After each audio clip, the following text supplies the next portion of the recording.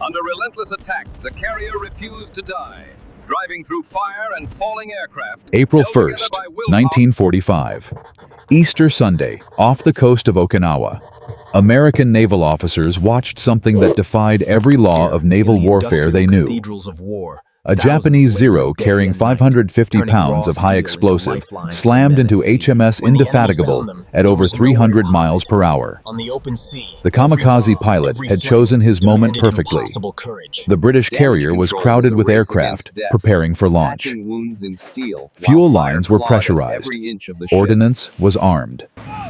This was the exact moment of maximum vulnerability. American liaison officers braced for catastrophe because they had seen this movie before. USS Franklin lost 807 men from bombing attacks just 2 weeks earlier.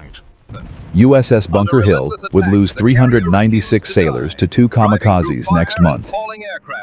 When a kamikaze struck an American carrier, it meant 6 months in a repair yard. Sometimes it meant the ship would never fight again. But 37 minutes after the Zero exploded on Indefatigable's flight deck, the first sea firefighter landed safely. The carrier was back in action. An American officer aboard ship watched damage control teams sweep burning wreckage overboard and fill the crater with concrete. He turned to his British counterpart and said something that would become legendary in naval history. When a kamikaze hits a United States carrier, it's 6 months repair at Pearl Harbor. When a kamikaze hits a limey carrier, it's just a case of sweepers, man, your brooms. The question everyone was asking was simple. How the hell were British carriers surviving attacks that would cripple American ships for months? The answer lay not in superior seamanship or better damage control, though both were excellent. The answer was 3 inches of hardened steel that one obscure British admiral had fought to install against every objection the Admiralty could throw at him. This is the story of how one man's insane idea to armor aircraft carrier flight decks changed naval warfare forever. 1939.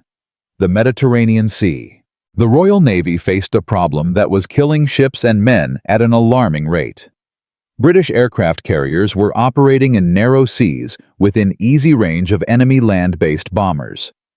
The Mediterranean, the North Sea, the English Channel. These were not the vast expanses of the Pacific where American carriers could run and hide. British carriers would be found. They would be attacked. And they were dying. HMS Courageous was sunk by a German U-boat in September 1939 with 519 men lost.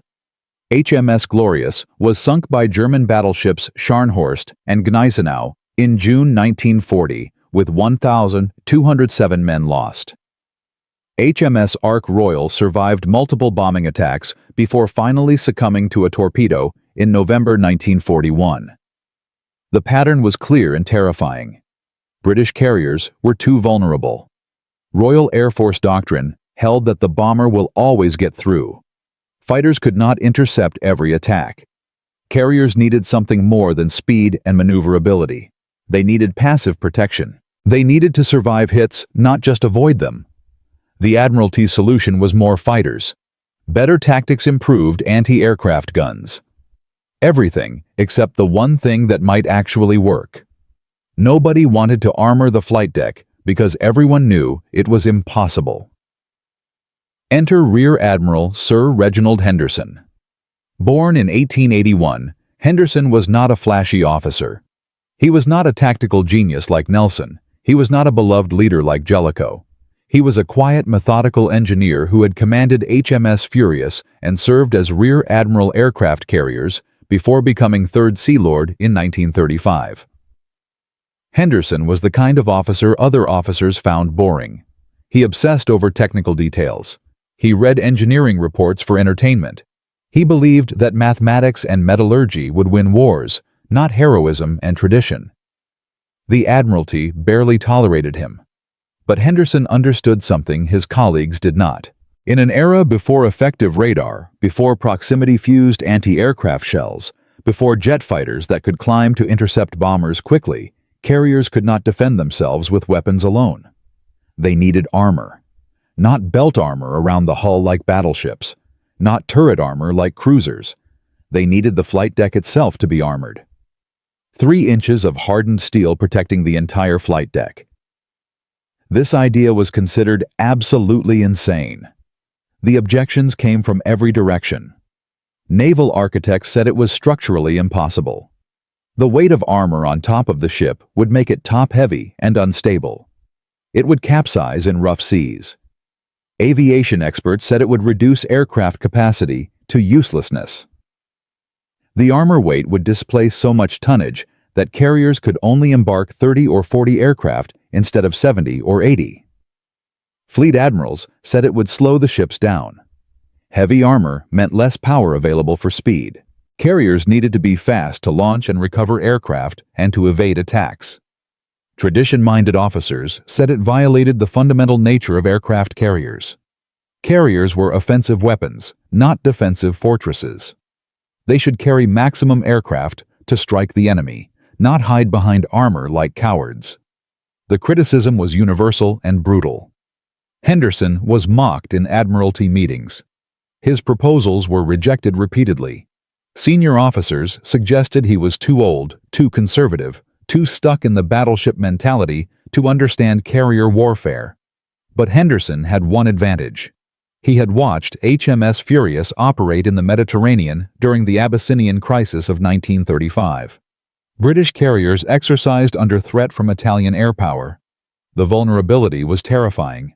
One hit from a bomb could penetrate the thin wooden flight deck into the hangar where dozens of aircraft sat fully fueled. The resulting explosion would destroy the ship. Henderson saw this vulnerability firsthand, and it obsessed him.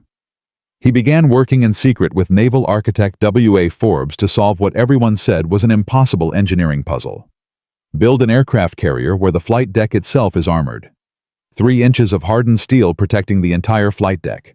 Make that armor plate serve as the ship's strength deck, the primary structural element carrying the hull's bending loads.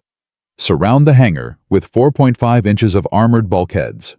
Create an armored citadel that could survive 500-pound bombs dropped from 7,000 feet. Forbes was brilliant. Several alternative designs had to be worked out before I could get a fully armored carrier of 23,000 tons, Forbes later explained. And one of the main secrets was that the 3-inch armor plate, which formed the flight deck, was used both for protection and longitudinal strength. This was the breakthrough. By making the armor structural, it served 2 purposes simultaneously. It protected the ship, and it held the hull together. The weight penalty was manageable because the armor replaced weight that would have been needed for structural steel anyway. Henderson presented his final design to the Admiralty in late 1936. The reception was ice cold. "You want us to build carriers that can only embark 36 aircraft instead of 72. That's suicidal. We'll be outnumbered 2-to-1 by any enemy carrier force." Henderson's response was simple and devastating. How many aircraft can a carrier at the bottom of the Mediterranean embark? 0. How many aircraft can a carrier under repair for 6 months embark? 0. A carrier that survives with 36 aircraft is infinitely more valuable than a carrier that sinks with 72 aircraft. The logic was irrefutable, but the Admiralty still resisted. Building armored carriers would require abandoning the existing design programs. It would mean admitting that all the carriers currently in service were fundamentally flawed. It would mean betting Britain's naval aviation future on one man's untested theory.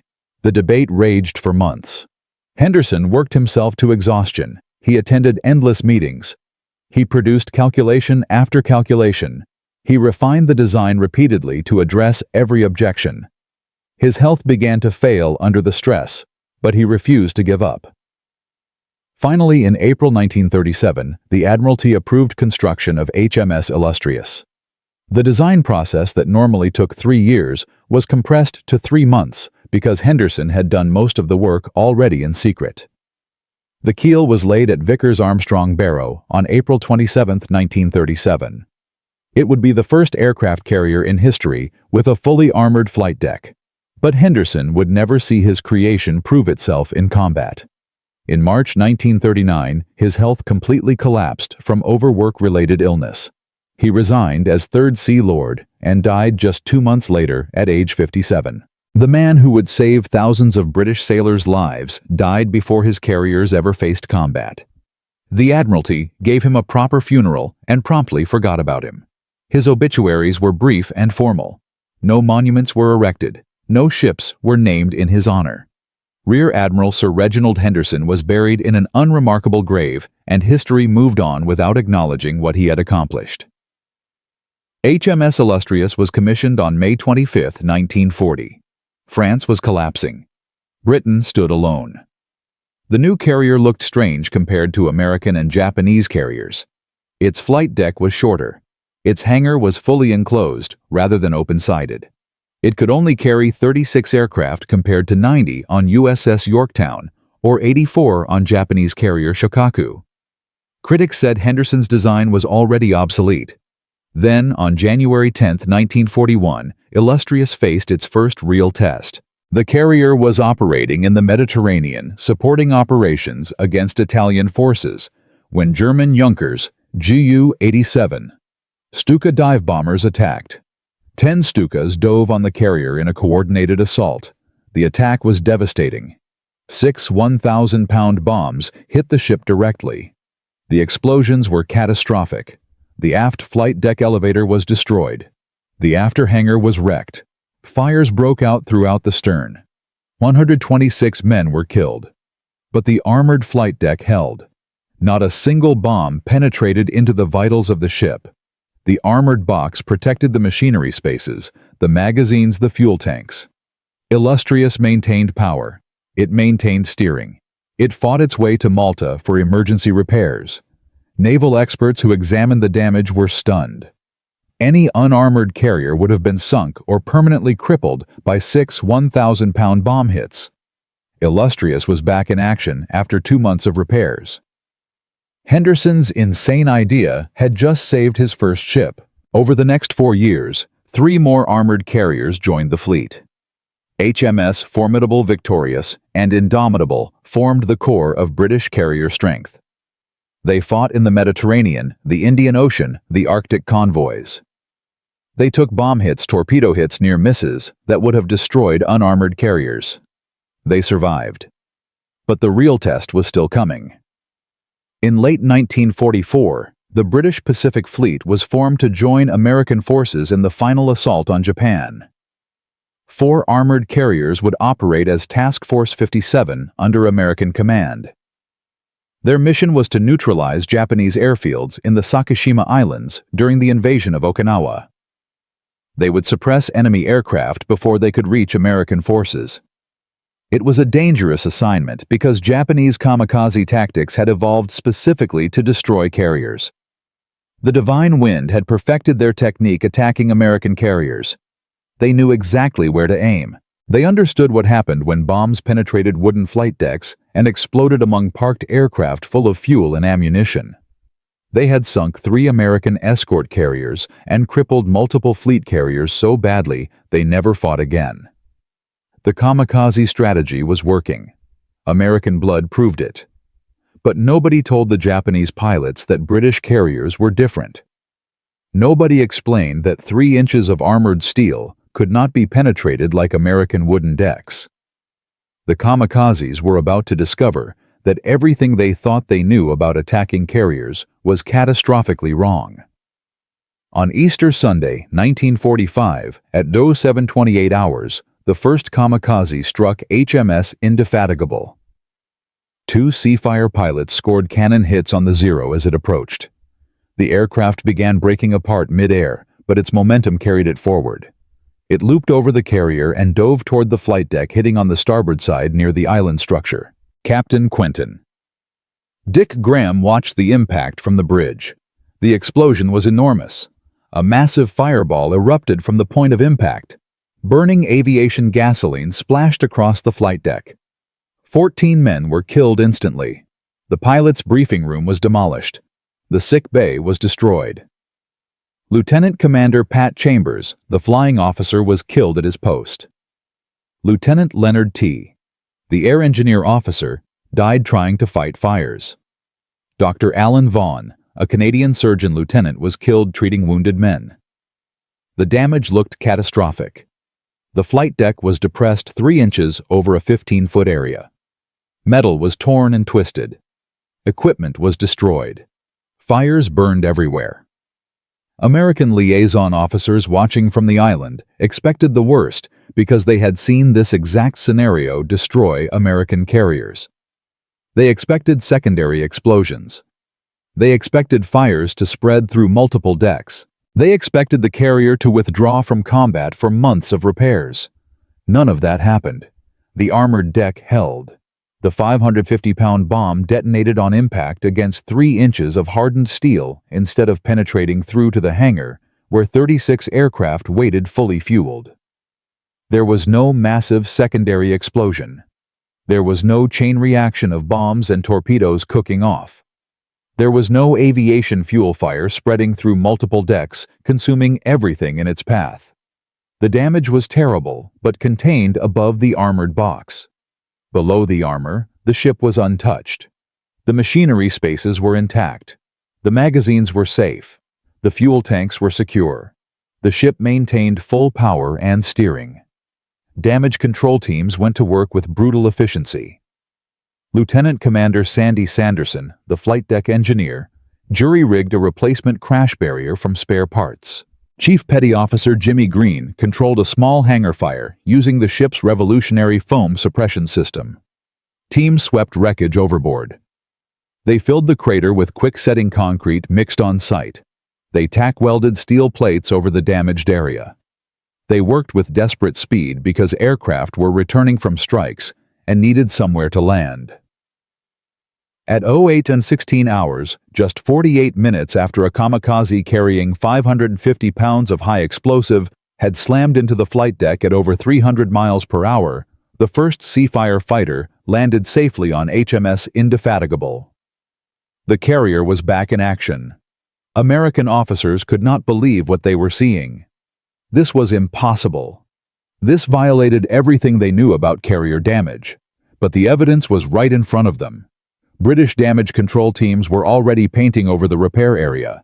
Aircraft were landing and launching normally. The carrier continued combat operations throughout the day without interruption. One American liaison officer turned to his British counterpart in complete disbelief. Just how? The British officer smiled and tapped the deck with his boot. 3 inches of good British steelmate. That's Henderson's legacy. The American had never heard of Henderson. Nobody had. But he was about to witness Henderson's genius prove itself again and again over the next 5 weeks. Because the kamikazes were not finished. They were just getting started. And British armored carriers were about to demonstrate survivability that would seem like science fiction to anyone who had not witnessed it personally. The divine wind was about to meet its match in 3 inches of steel that one forgotten admiral had fought to install against every objection the Royal Navy could throw at him. But this was only the beginning. Indefatigable had survived one hit. Could it survive sustained assault? Could the other carriers match this performance? And what would happen when kamikazes struck carriers that had armed and fueled aircraft spotted on deck during launch operations? Those questions would be answered in blood and fire over the next 5 weeks as British carriers faced attack after attack after attack. In Part 2, we'll witness HMS Formidable take 2 kamikaze hits in 5 days and remain operational. We'll see HMS Victorious absorb 2 kamikazes in 6 minutes. We'll watch HMS Indomitable survive 3 kamikaze attacks in 10 minutes with 0 casualties. We'll see American officers throw their hats on the deck in disbelief as British carriers refused to die, no matter how many times they were hit. And we'll discover the dark secret that nobody knew during the war. The hidden flaw that meant these seemingly indestructible carriers were actually dying slowly from the inside, even as they appeared to shrug off damage that would destroy American ships. Henderson's genius had created the most survivable carriers ever built. But had he also created ships that could win battles, but not survive the peace? Rear Admiral Henderson's armored carriers had just passed their first test. HMS Indefatigable took a kamikaze hit that would have crippled any American carrier and was back in action in 37 minutes. The 3-inch armored flight deck had worked exactly as designed. But one success does not win wars.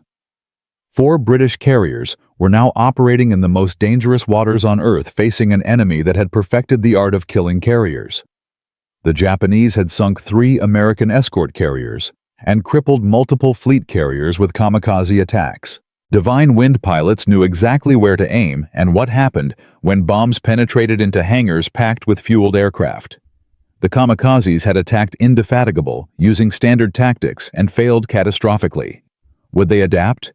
Would they find the weakness in British armor, and could Henderson's design survive not just one lucky hit, but sustained assault over weeks of combat? Those questions were about to be answered in the most violent way possible. May 4, 1945, 11 days after Indefatigable's Easter Sunday survival. The kamikazes were coming back in force, and this time they would hit British carriers that nobody expected could survive what was about to happen. American Admiral Raymond Spruance commanded the 5th Fleet during the Okinawa campaign. He was not a man prone to sentiment or dramatic gestures. He was a cold, calculating strategist who made decisions based on mathematics and probability. Spruance had watched kamikaze attacks devastate his carrier force for 6 weeks. USS Franklin was out of the war. USS Bunker Hill would be hit in 7 days and lose 396 men. USS Enterprise would be crippled on May 14th and never return to combat. American carriers were dying, and Spruance needed options. On April 8th, just 1 week after Indefatigable's survival, Spruance made a decision that revealed what he really thought about British armored carriers. He specifically requested that British Task Force 57 strike the dangerous Formosa airfields instead of American carriers, not because British pilots were better, not because British aircraft were superior, but because Spruance believed armored British carriers would be less vulnerable to kamikaze counterattack than American carriers. This was the highest-ranking American admiral in the Pacific explicitly acknowledging that British carriers could survive what American carriers could not. Actions speak louder than words. But Spruance's faith in British armor was about to be tested in ways even he had not imagined. Because the kamikazes were not giving up. They were adapting, and HMS Formidable was about to face an attack that should have been absolutely unsurvivable. May 4th, 1945. 11:31 hours. HMS Formidable was operating 100 miles southwest of Okinawa, conducting strikes against Sakishima Island airfields. The carrier had launched multiple sorties throughout the morning. Aircraft were returning low on fuel. The flight deck was crowded with planes being refueled and rearmed for the next strike. Fuel lines were pressurized. Ordnance was armed. This was the moment of maximum vulnerability that had killed hundreds of American sailors on USS Franklin and would kill hundreds more on USS Bunker Hill. Captain Philip Ruck Keene stood on the bridge watching his air operations officer coordinate the organized chaos of carrier flight operations. Everything was running smoothly.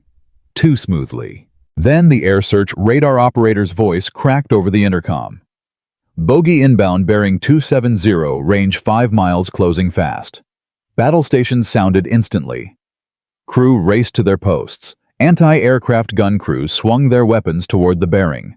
But 5 miles at 300 miles per hour gave them less than 60 seconds. The Zero emerged from cloud cover at 3,000 feet. Pom-pom guns opened fire immediately.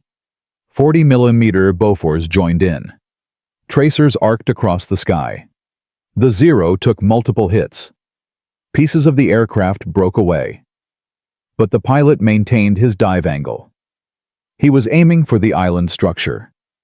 The junction point where the flight deck met the superstructure. The most vulnerable spot on any carrier. The Kamikaze struck with a glancing blow 9 feet starboard of centerline adjacent to the island. The impact point was at the junction of 3 14-ton armored plates where the welded seams created a potential weak spot. The 550-pound bomb detonated on contact. The explosion was catastrophic. A massive fireball erupted upward. Metal fragments sprayed in every direction. The armored plates buckled under the force. The bomb fragmented, and pieces penetrated through the hangar deck into an oil tank below. The center boiler room immediately flooded with superheated steam. Engineers evacuated before being cooked alive. The flight deck showed a 2-foot square hole and a 24 by 20-foot depression up to 2 feet deep. 11 aircraft on the deck park were destroyed instantly by blast and fire. 8 men were killed. 47 were wounded. Aviation fuel from ruptured lines ignited. Fires spread across the flight deck. Ammunition began cooking off. This was exactly the scenario that had killed 807 men on USS Franklin. American observers watching from nearby destroyers expected Formidable to withdraw, expected casualty reports in the hundreds, expected the carrier to be out of action for months. But Captain Ruck Keene had other ideas. "Damage control," he said calmly over the ship's intercom. "Get that flight deck operational. I want aircraft landing in 4 hours." 4 hours seemed impossible. The flight deck had a 2-foot hole penetrating through armor that was supposed to be impenetrable. The depression was severe enough that aircraft landing gear might collapse on contact. Fires were burning in 3 separate locations. The center boiler room was flooded with steam and shut down, reducing the ship's speed to 18 knots. Any rational assessment said this carrier was finished for the day. Damage control teams thought differently. Lieutenant Commander William Roberts led the flight deck repair party. He was a 32-year-old civil engineer from Liverpool who had built bridges before the war. Roberts looked at the hole and did rapid calculations in his head. The armor had not been fully penetrated. The bomb had fragmented against the steel, and pieces had gone through the deck, but the main armor plate was buckled, not broken. That meant the structural integrity was maintained. He could work with this. Roberts organized his teams into 3 groups. Group 1 would fight fires and clear wreckage. Group 2 would prepare rapid-set concrete and timber infill for the hole. Group 3 would fabricate steel plates to tack weld over the repair. They had no shipyard, no cranes, no proper equipment. They had acetylene torches, hammers, concrete powder, spare timber, and British stubbornness. That would have to be enough. By 1300 hours, 89 minutes after impact, the fires were out. Wreckage was swept overboard. The hole was being filled with rapid-set concrete mixed with timber infill to provide structural support. The depression was being built up with additional layers. By 1500 hours, 3.5 hours after impact, steel plates were tack welded over the repair area. The surface was rough, but functional. By 1700 hours, 5.5 hours after a kamikaze had punched through supposedly impenetrable armor, the first aircraft landed on HMS Formidable's flight deck. The carrier continued launching and recovering aircraft throughout the evening. Captain Ruck Keene sent a signal to Admiral Philip Vian, commander of the British Pacific Fleet. "Little yellow bastard," Vian replied with characteristic British understatement. "Are you addressing me?" The exchange became legendary in Royal Navy history. But the humor masked a deadly serious reality. Formidable had survived an attack that hit the worst possible spot at the worst possible time. The kamikaze had struck during flight operations when the deck was packed with armed and fueled aircraft. It had hit at the junction of armor plates where structural weakness was greatest. The bomb had actually penetrated the armored deck, and yet the carrier was operational in 5.5 hours with 8 dead instead of 400 dead. Henderson's design had just passed its second test, but the examiners were not finished. 8 minutes after Formidable was hit, 2 kamikazes targeted HMS Indomitable Admiral Vian's flagship. The carrier was operating just 12 miles from Formidable. Officers on Indomitable's bridge had watched the attack on their sister ship. They had seen the explosion. They had seen the fires. Now it was their turn. At 11:47 hours, a Zero climbed to 3,000 feet, then dove from the starboard beam at 60 degrees. This was a textbook kamikaze approach. Steep dive from high altitude to build maximum speed. Attack from the beam to minimize defensive fire window. Aim for the center of the flight deck where maximum damage could be inflicted. Heavy anti-aircraft fire from Oerlikon and pom-pom guns set the aircraft ablaze immediately. The pilot was likely dead or unconscious, as his Zero became a flaming meteor. But dead men flying burning aircraft are still dangerous. The Zero belly-flopped onto the armored flight deck. It skidded across the deck, trailing flames and debris. Then it bounced over the port side approximately 10 yards astern of the island. The bomb exploded in the water, creating a huge geyser. Burning aviation gasoline temporarily engulfed the flight deck, but the Kamikaze had not penetrated the armor. 0 casualties aboard ship. The flight deck was operational within hours. An American liaison officer aboard Indomitable witnessed both the formidable attack and this attack. Lieutenant James Whitmore was a 28-year-old naval aviator from Texas who had survived the sinking of USS Princeton. He understood what kamikaze damage looked like. He understood what happened when carriers got hit during flight operations. What he was watching made no sense, according to everything he knew about carrier warfare. Whitmore approached a British officer on the bridge. "You need to return to base for repairs," he said. "Both ships. That damage is too severe for field repairs." The British officer, Commander Geoffrey Hughes, looked at him with genuine confusion. "Whatever for we're operational." Whitmore felt his frustration rising. He had watched friends burn to death on Princeton. He had seen USS Franklin towed away with 807 dead. These British officers were acting like taking a kamikaze hit was equivalent to a fender bender. "Sir, with all due respect, Formidable took a direct hit during flight operations. That bomb penetrated the armored deck. American carriers would be headed to Pearl Harbor for 6 months of repairs." Hughes nodded thoughtfully. "Yes, rather annoying that. The armor held quite well, though. Chaps will have it sorted by tea time." Whitmore threw his service cap on the bridge floor and stamped on it. He could not help himself. The absurdity was too much. American wooden deck carriers would have been finished, he shouted. Finished. Do you understand that Hughes picked up the cap and handed it back with a slight smile?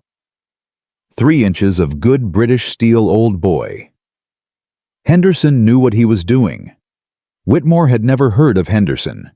He was about to witness Henderson's genius prove itself again. Because at 11:55 hours, 8 minutes after the first kamikaze attack, a second Zero dove for Indomitable.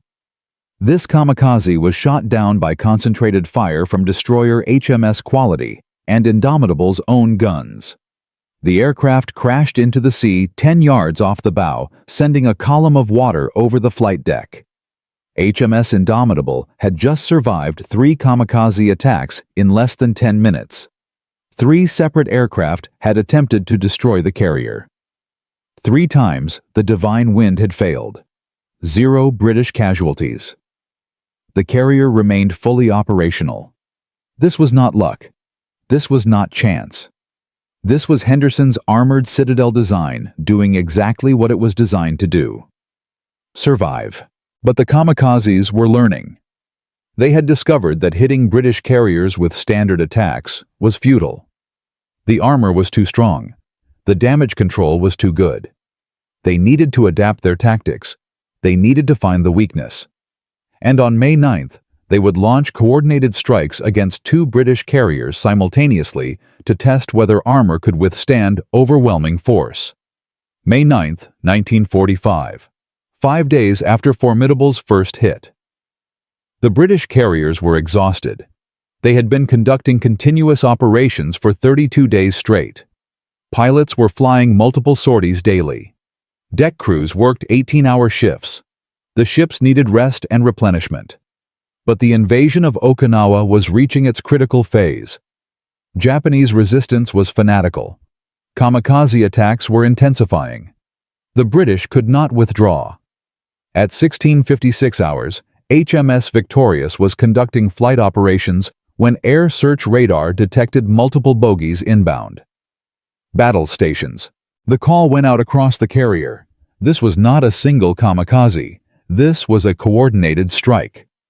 The first Zero approached from astern in a shallow dive carrying a 500-pound bomb with a small white parachute attached. The parachute was designed to slow the bomb's descent and allow it to penetrate deeper before exploding. This was a new tactic specifically designed to defeat armor. Captain Michael Denny ordered a 25-degree turn to starboard to throw off the kamikaze's aim. The Zero adjusted. The pilot was skilled and determined. The aircraft's wheels touched the flight deck. The undercarriage sheared off, and the plane broke up, sliding 80 feet across the deck, trailing flames and debris before crashing over the side. The bomb detonated as the aircraft went overboard. The explosion created a 25-square-foot hole in the armor. The deck was depressed 3 inches over a 144-square-foot area. Aviation gasoline lines ruptured and caught fire. Damage control teams raced to contain the flames. 6 minutes later, before Victorious could even begin assessing damage from the first hit, a second kamikaze struck. This Zero hit with a glancing blow that destroyed 4 Corsair fighters parked on deck. The combined attacks killed 4 men and wounded 19. But Victorious remained operational. The carrier was launching planes within 1 hour and landing planes after 12 hours. Admiral Vian nicknamed the ship Trojan for missing only one minor operation since joining the Eastern Fleet in July 1944. At 17:07 hours, just 11 minutes after the Victorious attacks, a second kamikaze struck HMS Formidable aft. This was Formidable's second major hit in 5 days. The same carrier, the same crew who had repaired a 2-foot hole in the armor just 120 hours earlier. The impact depressed the flight deck 4.5 inches over a 10-foot square area. 6 Corsairs and 1 Avenger on deck were destroyed. 1 man was killed. 8 were wounded. A red flag visual warning system introduced after the May 4th attack saved lives by allowing crew to take cover when kamikazes were inbound. Lieutenant Commander Roberts and his damage control teams went to work again. They knew the drill now. Clear wreckage, fight fires, mix concrete, fabricate patches, weld plates. They moved with practiced efficiency born of recent experience. The flight deck was operational again in 48 minutes. 48 minutes. Less than 1 hour after the second kamikaze hit in 5 days, Formidable was launching and recovering aircraft. Captain Ruckkeene sent another signal to Admiral Vian. "They are becoming tiresome," Vian replied. "Quite." But the statistics told a story that went beyond British understatement. HMS Victorious had been hit twice in 6 minutes and was operational in 1 hour. HMS Formidable had been hit twice in 5 days and was operational in under 1 hour each time. 4 major kamikaze impacts across 2 carriers in 5 days. Iran. Total British casualties: 13 killed and 74 wounded. If those same 4 kamikazes had hit American carriers during flight operations, casualty estimates ranged from 400 to 800 dead, based on Franklin and Bunker Hill experiences. The armor had saved approximately 600 British lives in 5 days. American observers were filing reports that read like science fiction to officers back at Pearl Harbor. British carriers were being hit by kamikazes and returning to action in under 2 hours. This was impossible according to all American damage assessment models, but the evidence was undeniable. Admiral Spruance requested updated damage reports from British carriers. When he received confirmation that Formidable and Victorious were both operational after multiple hits, he made another decision that revealed his thinking. He assigned British Task Force 57 to continue striking Sakishima Island airfields for another 2 weeks. Not because the mission was less dangerous, because Spruance knew British carriers could take punishment that would destroy American ships. The divine wind had discovered its nemesis: 3 inches of hardened steel that one forgotten admiral had fought to install. Henderson had been dead for 6 years. His grave was unremarkable. No monuments bore his name. But his legacy was saving British lives every single day. The kamikazes were learning that British carriers would not die, but they had not given up. They were adapting their tactics, searching for weaknesses, testing new approaches, and in the final weeks of the Okinawa campaign, they would discover something terrifying. British armored carriers could survive kamikaze hits better than American carriers. But there was a hidden cost to that survival. A structural flaw that nobody knew existed during the war.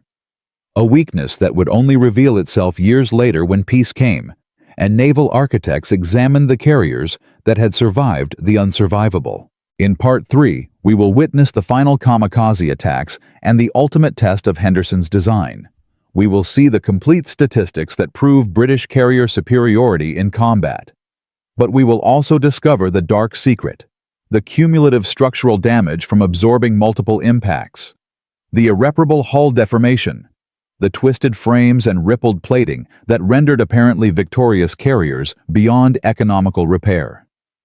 Henderson's carriers could survive battle, but could they survive the peace?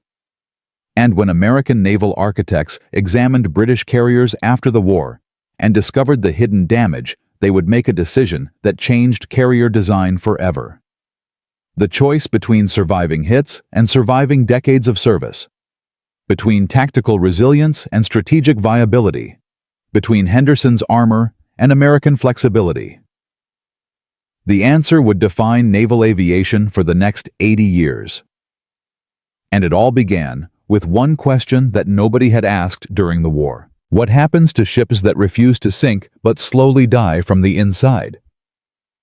Henderson's armored carriers had survived the impossible. HMS Indefatigable operational in 37 minutes after a kamikaze hit. HMS Formidable hit twice in 5 days and back in action within hours each time. HMS Victorious absorbing 2 kamikazes in 6 minutes. HMS Indomitable surviving 3 attacks in 10 minutes with 0 casualties. The 3-inch armored flight decks were doing exactly what Henderson designed them to do: survive. But individual victories do not win wars. The question was no longer whether British carriers could survive kamikaze hits. The question was whether armor could change the strategic balance of carrier warfare in the Pacific. Whether Henderson's genius could force the Japanese to abandon the divine wind entirely.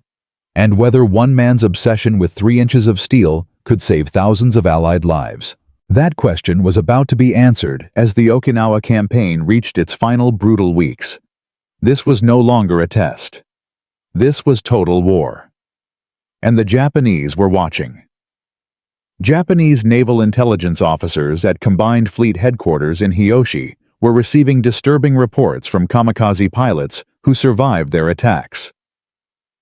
Most divine wind missions were one way, but some pilots returned due to mechanical failure or inability to locate targets.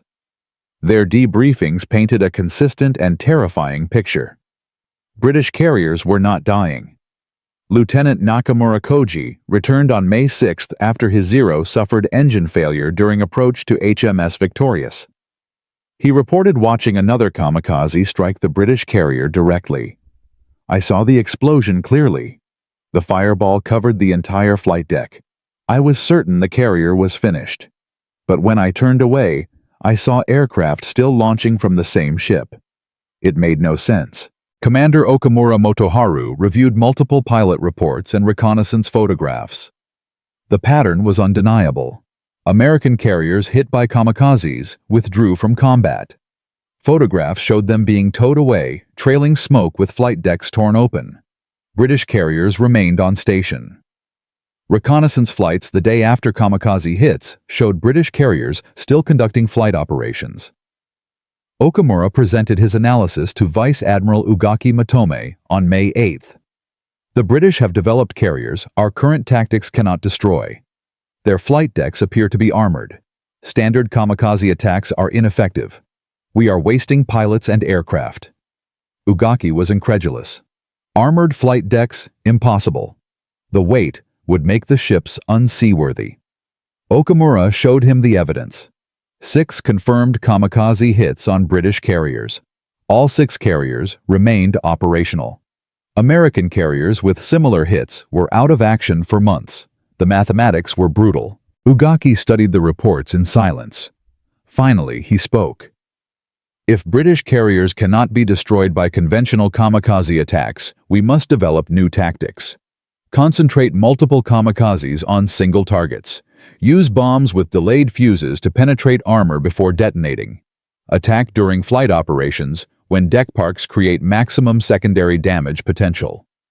Ugaki issued new orders on May 10th. All available kamikaze aircraft would focus on British Task Force 57. Coordinated strikes of 5 or more aircraft per carrier. The Divine Wind would adapt or die trying. Japanese casualties were mounting at catastrophic rates. Between April 1st and May 25th, British Task Force 57 destroyed 98 Japanese aircraft over the Sakishima Islands. American Task Force 58 destroyed 988 aircraft during the same period. But the British faced far less attack intensity because Japanese commanders were learning that attacking British carriers was suicidal futility. Kamikaze pilots were volunteers who accepted death to destroy enemy ships. But dying to accomplish nothing was wasteful.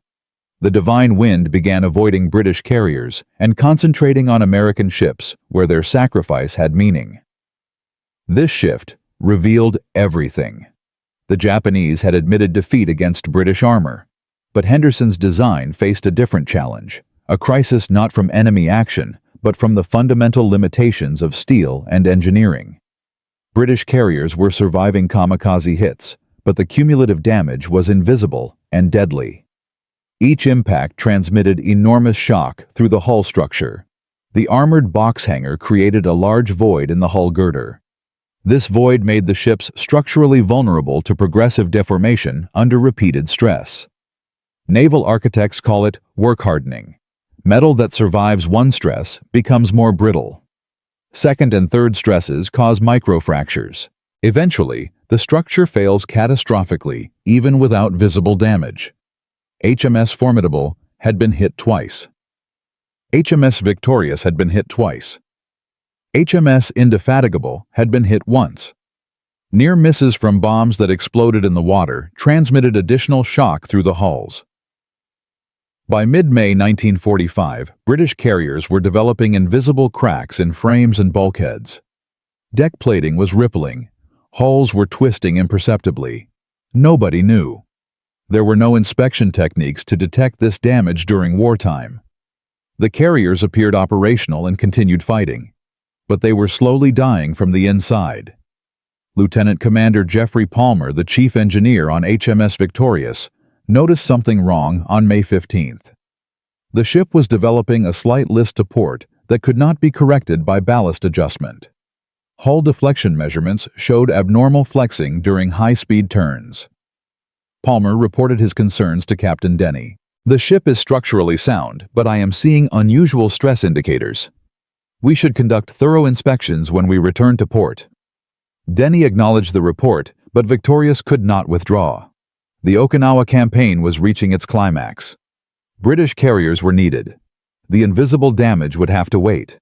This hidden weakness would only reveal itself after the war, when British carriers returned to dock and naval architects discovered the truth.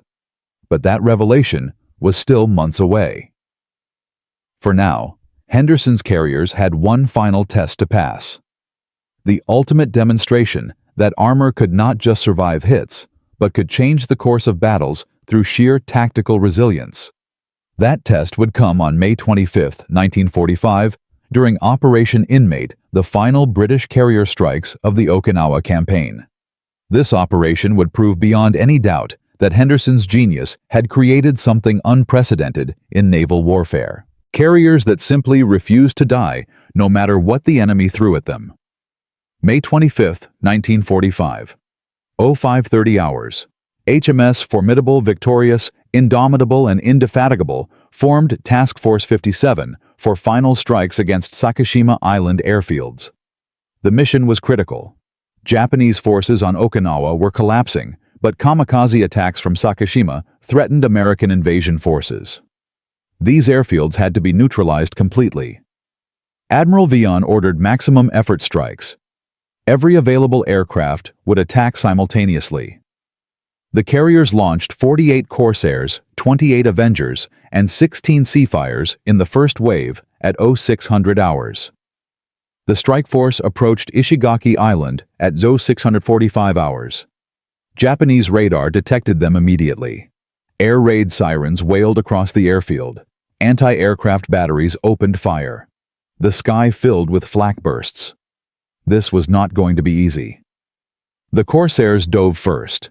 They came in at 400 miles per hour, dropping 500-pound bombs on runway intersections. Explosions cratered the concrete. Aircraft parked in revetments were destroyed. Fuel dumps ignited. The Avengers followed with incendiary bombs targeting hangars and maintenance facilities. Buildings exploded. Fires spread rapidly. The airfield was being systematically destroyed. Japanese fighters managed to get airborne. 6 Zeros attacked the strike force. Dogfights erupted at 8,000 feet. 2 Zeros were shot down immediately. A third damaged a Corsair that limped back toward the carriers, trailing smoke. The remaining Zeros pressed their attack desperately. Lieutenant Philip Turnbull, flying Corsair 4F from HMS Formidable, engaged a Zero over the airfield. The Japanese pilot was skilled and aggressive.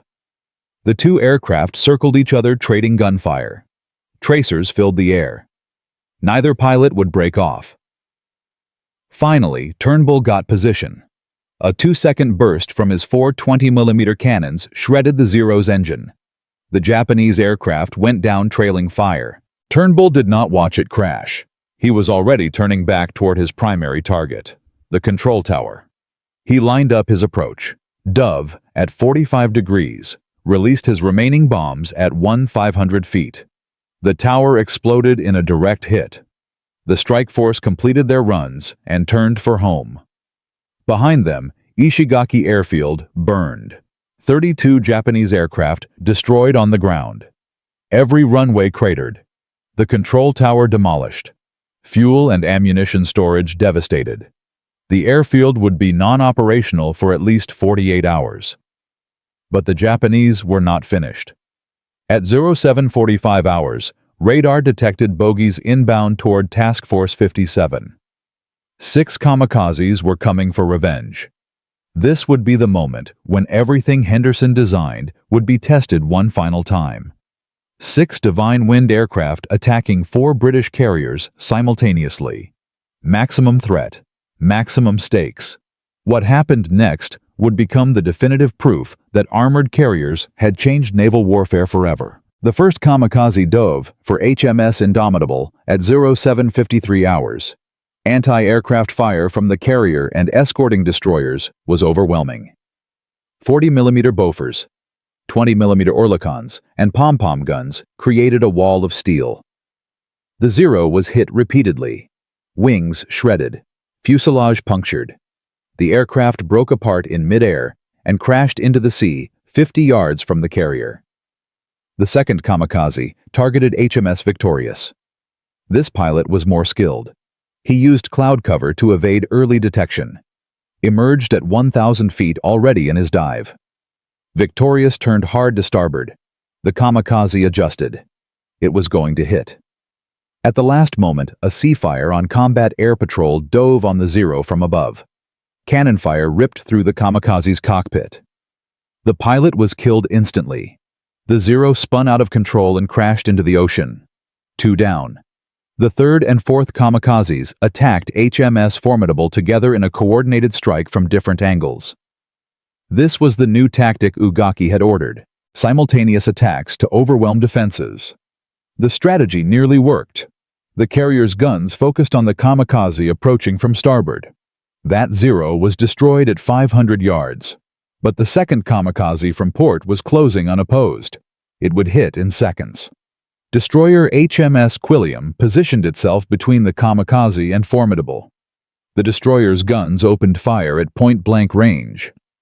The Zero exploded 100 feet from impact. Burning wreckage rained down on Quilliam's deck. 3 sailors were wounded, but the destroyer had saved the carrier. 3 down. The fifth kamikaze targeted HMS Indefatigable, the same carrier that had survived the Easter Sunday attack. The Zero dove from 6,000 feet, building maximum speed. This was a perfect attack profile. Steep angle, high velocity, minimal defensive fire window.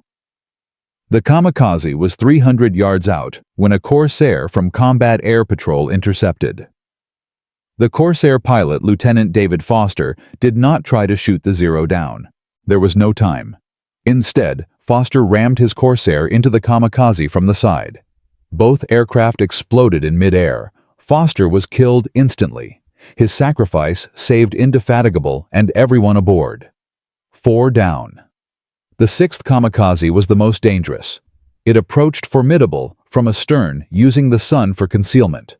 Lookouts spotted it at 800 yards. Too close. Too fast. The Zero was going to hit. Every gun that could bear opened fire. The Kamikaze flew through the barrage. It took hits, but kept coming. 400 yards. 200 yards. 100 yards. The aircraft was smoking and breaking apart, but momentum carried it forward. It struck Formidable's flight deck aft at 0759 hours. The impact was violent. The explosion was massive. Fires erupted immediately. 6 Corsairs on deck were destroyed. 4 men were killed. 19 were wounded. Captain Ruck Keene watched from the bridge without expression. Again he said quietly, "Damage control to flight deck." By 0847 hours, 48 minutes after impact, HMS Formidable was operational. This was the 3rd Kamikaze hit. Formidable had survived. 3 hits in 21 days.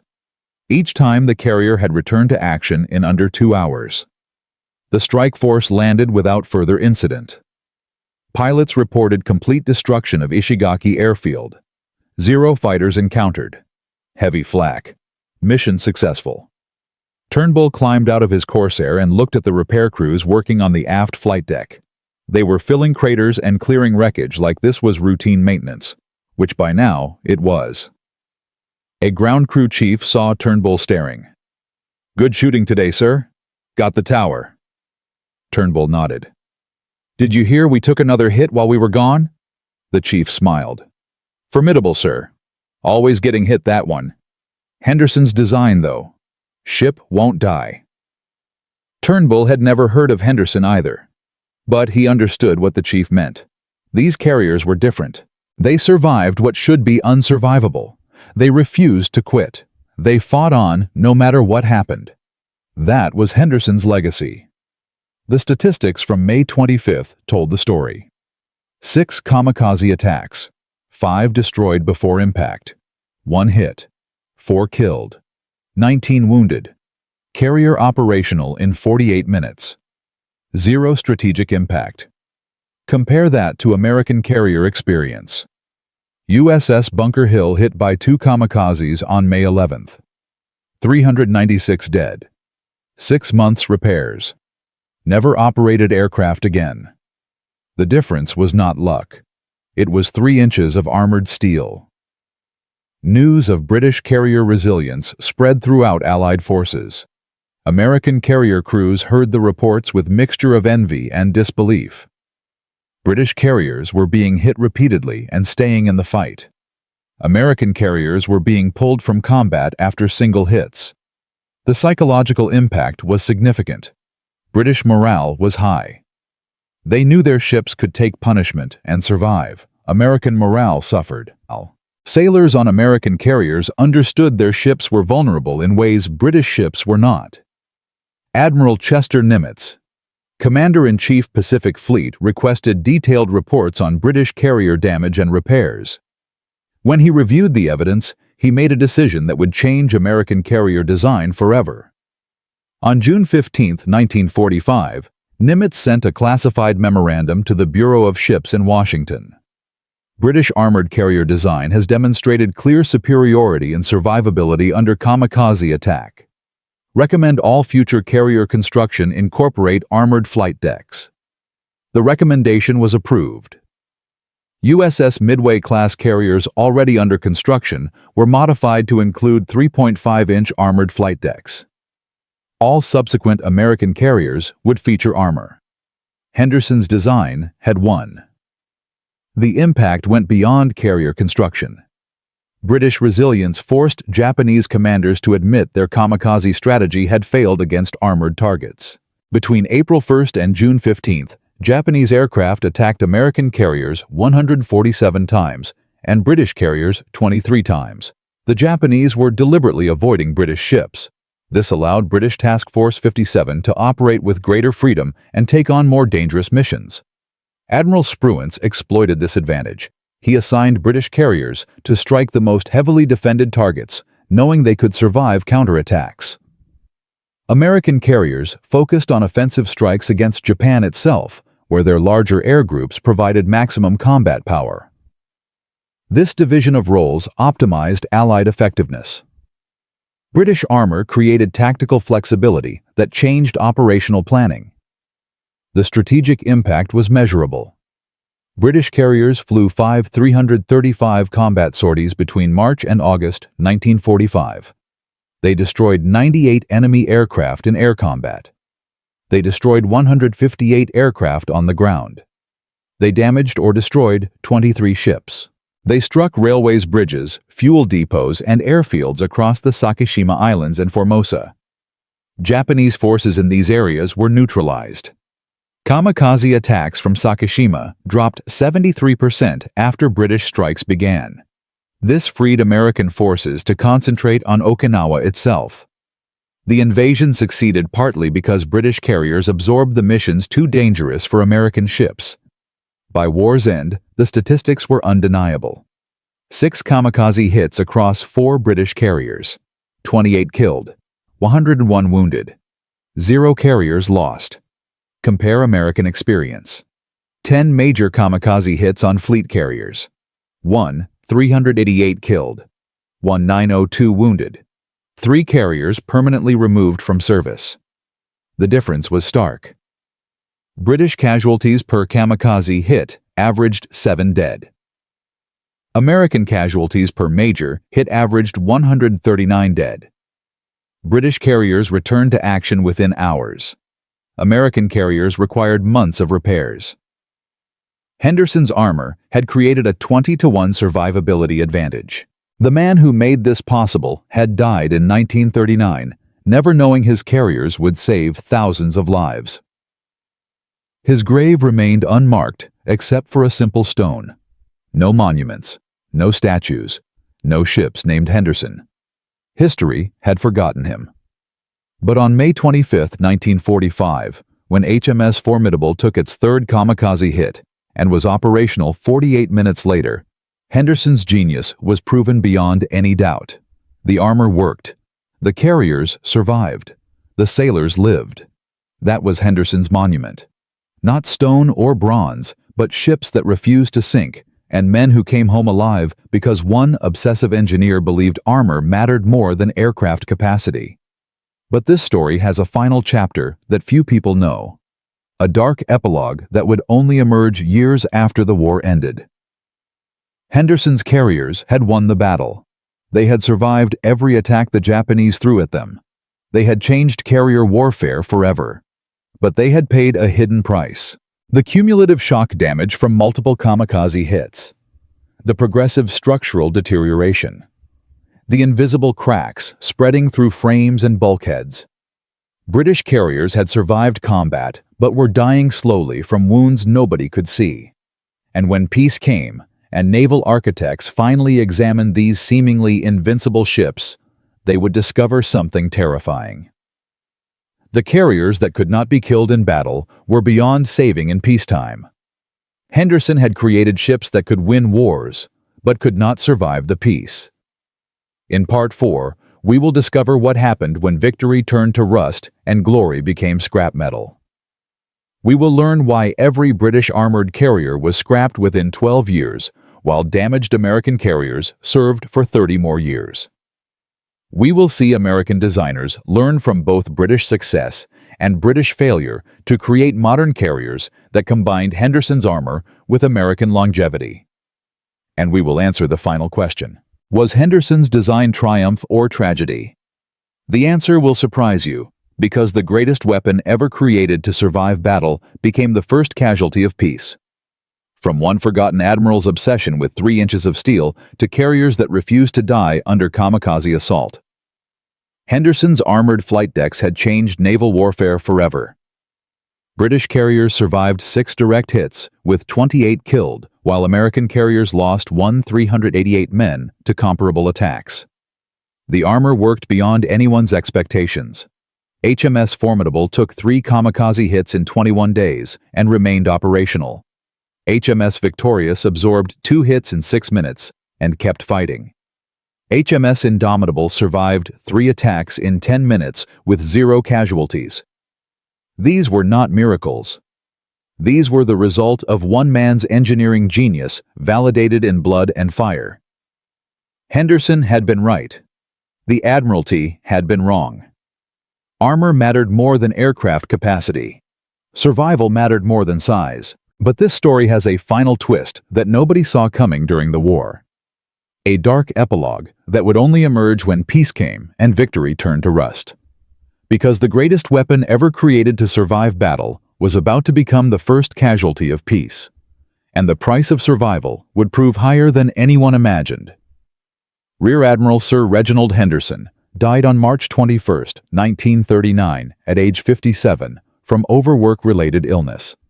He resigned as 3rd Sea Lord just 2 months earlier when his health completely collapsed. The man who would save thousands of British lives never witnessed his carriers face combat. Never saw HMS Illustrious survive 6 1,000-pound bomb hits in January 1941. Never knew his armored design would prove itself against kamikaze attacks in the Pacific. Henderson was buried in Brookwood Military Cemetery in Surrey. The grave marker was simple. No grand monument, no elaborate inscription, just his name, rank, and dates. The Royal Navy gave him a proper funeral with full honors, but the obituaries were brief and formal. 3rd Sea Lord dies after illness. Naval Officer Reginald Henderson passes. The newspapers mentioned his service record, but not his revolutionary carrier design. Nobody understood yet what he had accomplished. His colleagues at the Admiralty, who had fought against his armored carrier proposals, attended the funeral and said appropriate things about his dedication to service. But privately, many still believed his design was flawed. Too heavy. Too slow. Too few aircraft. Henderson died thinking he might have been wrong. The stress of pushing his design through Admiralty resistance while fighting personal doubts about whether armor would actually work in combat had literally killed him. He never received validation, never knew he was right. HMS Illustrious was commissioned on May 25, 1940, 14 months after Henderson's death. The carrier immediately proved controversial. Aviation experts criticized the small air group of 36 aircraft. American carriers embarked 90. Japanese carriers embarked 84. British carriers were outnumbered more than 2 to 1 in aircraft capacity. Critics said Henderson had crippled British naval aviation by prioritizing protection over offensive power. Then Illustrious faced combat and survived attacks that would have sunk any unarmored carrier. The criticism quieted, but never disappeared entirely. By 1945, 4 Henderson-designed armored carriers were fighting in the Pacific. Formidable, Victorious, Indomitable, and Indefatigable formed the core of British carrier strength. They survived kamikaze attacks that crippled American ships. They proved Henderson's design philosophy correct, but Henderson never knew. His widow, Margaret Henderson, learned about the carrier's combat success from newspaper reports.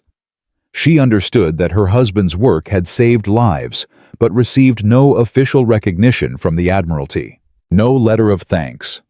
No acknowledgement that Henderson's controversial design had been vindicated. Margaret Henderson lived until 1967. She spent those years quietly proud of what her husband accomplished, but frustrated that history had forgotten him. When she died, nobody connected her to the armored carriers that changed naval warfare. The Henderson name faded into obscurity, but his legacy was written in steel and survival. Captain Philip Ruck Keene commanded HMS Formidable through 3 kamikaze hits. He survived the war and was promoted to Rear Admiral. Ruck Keene spent the rest of his naval career advocating for armored carrier designs.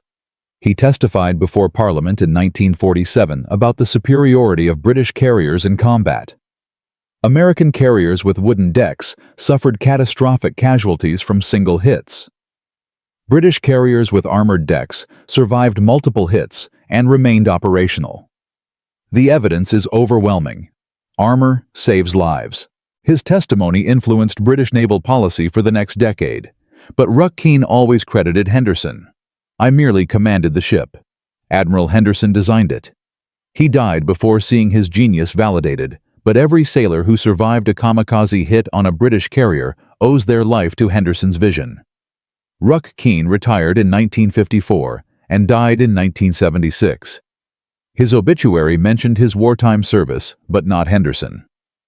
Lieutenant Commander Jeffrey Palmer, chief engineer on HMS Victorious, noticed the structural problems first. In May 1945, he reported unusual stress indicators and hull deflection. The ship appeared operational, but something was wrong deep in the structure. Palmer's warnings were noted, but not acted on during the war. When British carriers returned to port after Japan surrendered, naval architects conducted thorough inspections. What they found was shocking. Every armored carrier showed severe cumulative structural damage. The armored box hangar had created a large void in the hull girder. Under repeated shock from kamikaze hits and near misses, the hulls had deformed irreversibly. Frames were cracked, bulkheads were twisted, deck plating was rippled. The ships looked operational from the outside, but were dying from the inside. HMS Illustrious was the first to be condemned.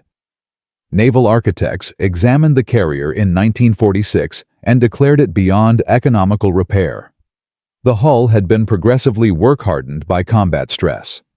Attempting to repair the structural damage would cost more than building a new carrier. Illustrious was scrapped in 1956. HMS Formidable followed. The carrier that had survived 3 kamikaze hits and remained operational was deemed structurally unsound in 1947. The cumulative shock damage from those hits had created invisible fractures throughout the hull. Formidable was scrapped in 1953. HMS Indomitable was scrapped in 1955. HMS Indefatigable was scrapped in 1956. Only HMS Victorious was rebuilt between 1950 and 1957 at costs exceeding £20 million. The reconstruction was so expensive that planned rebuilds of other carriers were cancelled. Henderson's carriers had won the war but could not survive the peace. By contrast, Essex-class American carriers with catastrophic topside battle damage remained structurally sound. USS Franklin survived 807 dead and massive fires. The wooden flight deck was destroyed. The hangar was wrecked. But the hull structure was intact. Franklin served in reserve until 1964. USS Bunker Hill lost 396 men and was heavily damaged. But the ship remained structurally sound and served until 1966. American carriers that suffered worse casualties and greater visible damage lasted decades longer than British carriers that appeared to survive better. This was the bitter irony nobody foresaw during the war. Henderson's armor protected crews and saved lives in combat. But the structural design that made armor possible created long-term vulnerability that destroyed the ships in peacetime. The legacy of Henderson's design went far beyond British carriers. American naval architects studied British carrier performance extensively after the war. A 1946 United States Naval Attaché report, after examining HMS Formidable, stated clearly, "Were I crossing the Pacific, I would prefer her to a Yorktown on the basis that she might carry fewer aircraft, but she would be much more likely to get there."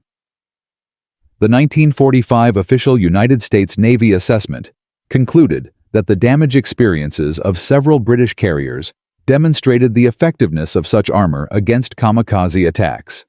These reports influenced American carrier design for the next 80 years. The USS Midway class represented the immediate American response. 3 massive carriers displacing 59 900 tons with 3.5-inch armored flight decks plus additional armor at the hangar deck level. Unlike British carriers, Midway class achieved both armor and capacity by building enormous ships. At 2.6 times larger than HMS illustrious Midway-class carriers, embarked 137 aircraft despite the armor weight. All subsequent United States attack carriers featured armored flight decks. USS Forrestal, commissioned in 1955, had an armored flight deck. USS Enterprise, the first nuclear carrier commissioned in 1961, had an armored flight deck. USS Nimitz-class carriers commissioned starting in 1975 all featured armored flight decks. Modern American supercarriers like USS Gerald R. Ford, commissioned in 2017, continue using armored flight deck designs descended directly from Henderson's 1937 innovation. But the legacy extended beyond armor itself.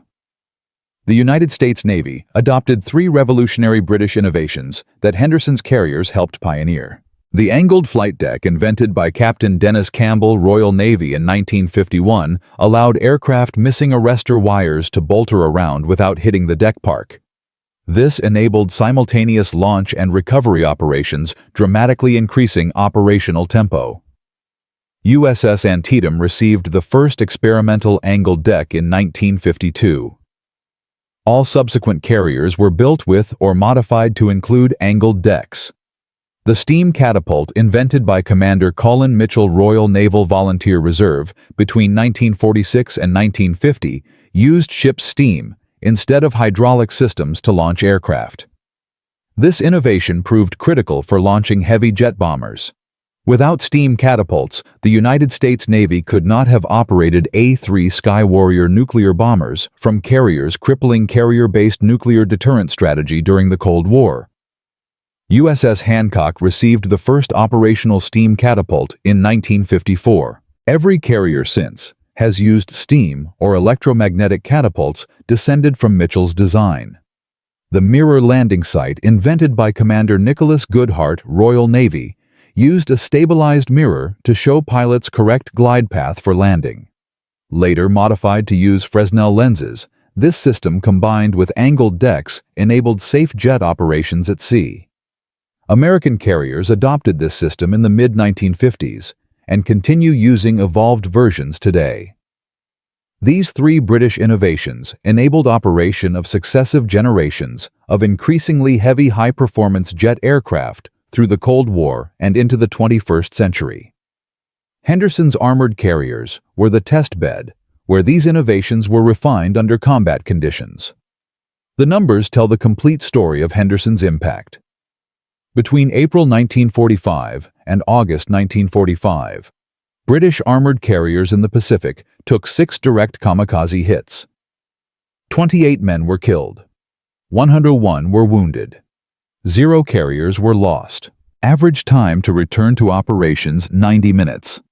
American carriers during the same period took 10 major kamikaze hits. 388 men were killed. 902 were wounded. 3 carriers were permanently removed from service. Average time to return to operations 4 to 6 months.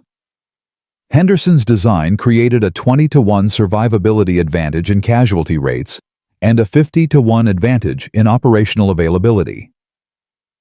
Extrapolating across the entire Pacific War, if American carriers had possessed British armor, an estimated 5,000 to 8,000 American lives could have been saved.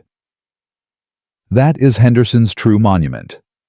Not the carriers themselves, which were all scrapped by 1956, but the thousands of sailors who survived, because 3 inches of steel stood between them and death. Every American carrier built after 1945 incorporated lessons learned from Henderson's design. From USS Midway in 1945 to USS Gerald R. Ford in 2017, every American supercarrier has carried Henderson's legacy in its armored flight deck. The designs evolved, the technology advanced, but the fundamental principle remained. Carriers must survive to fight. Protection enables persistence. Henderson understood this in 1937 when everyone else prioritized offense over defense. He was right. They were wrong. History proved it. But there is one final detail most people do not know. A discovery made only in 2003, when British naval historians researched Henderson's personal papers held at the National Maritime Museum in Greenwich. Among Henderson's private correspondence was a letter written in February 1939, 1 month before his death, to his longtime friend, Captain William James, who commanded HMS Frobisher. Henderson knew he was dying. His health was failing rapidly. The letter revealed his deepest fear. "I do not know if the armored design will work in combat. The calculations say it should. The engineering is sound, but war is unpredictable. If I am wrong, if the armor fails to protect our sailors, I will have crippled British carrier aviation for a generation. The weight penalties are real. The aircraft capacity reductions are significant. I have gambled everything on a theory that may prove false. I will not live to see whether I was right. That uncertainty haunts me." Henderson died not knowing he had created the most survivable warships ever built. Died believing he might have made a catastrophic mistake. Died without validation or recognition. This makes his achievement even more remarkable. He pushed his controversial design through Admiralty resistance while personally doubting whether it would work. That is not stubbornness. That is courage. The courage to bet everything on calculations and principles, even when you cannot be certain of success. From one forgotten admiral with an obsession considered insane by his peers, to carriers that changed naval warfare forever. Rear Admiral Sir Reginald Henderson died in 1939, believing he might have been wrong. He never knew that 6 years later, his armored carriers would survive attacks that killed thousands of American sailors.